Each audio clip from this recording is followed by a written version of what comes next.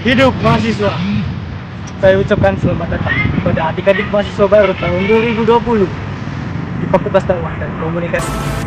Saya selaku Ketua Senat Mahasiswa Fakultas Dakwah dan Komunikasi beserta jajaran mengucapkan selamat datang di fakultas yang mencetak generasi terbaik dan generasi terbaik. Jadilah mahasiswa yang mampu membawa perubahan dan peka terhadap keadaan sosial. Sebagai mahasiswa yang dikenal sebagai agent of change, sudah selayaknya dan seharusnya kita lakukan hal ini di depan.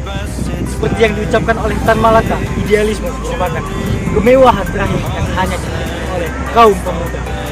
Sekian dan terima kasih, kami tunggu perubahan dari kalian. Salam Viva Legislativa.